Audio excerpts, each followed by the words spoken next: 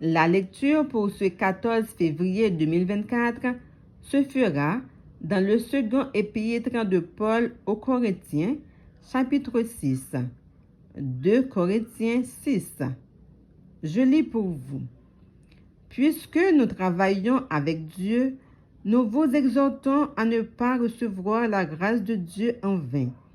Car il dit, au temps favorable, je t'ai exaucé. Au jour du salut, je t'ai secouru. Voici maintenant le temps favorable. Voici maintenant le jour du salut.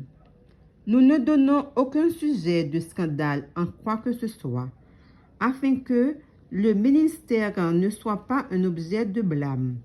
Mais nous nous rendons à tous égards recommandables comme serviteurs de Dieu, par beaucoup de patience dans les tribulations, dans les calamités, dans les détresses, sous les coups, dans les prisons, dans les troubles, dans les travaux, dans les veilles, dans les jeûnes, par la pureté, par la connaissance, par la longanimité, par la bonté, par un esprit saint, par une charité sincère, par la parole de vérité, par la puissance de Dieu, par les armes offensives et défensives de la justice, au milieu de la gloire et de l'ignominie, au milieu de la mauvaise et de la bonne réputation, étant regardés comme imposteurs, quoique véridiques, comme inconnus, quoique bien connus, comme mourants, et voici nous vivons, comme châtiés,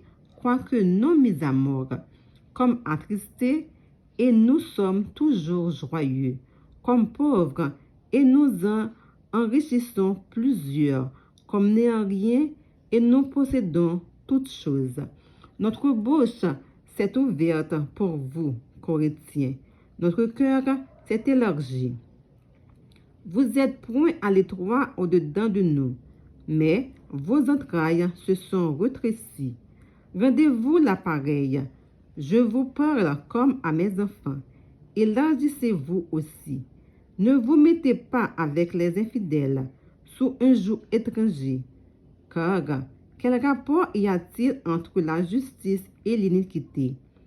Ou qu'il y a de commun entre la lumière et les ténèbres? Quel accord il y a-t-il entre Christ et Bélial? Ou quelle part a le fidèle avec l'infidèle? Quel rapport y a-t-il entre le temple de Dieu et les idoles?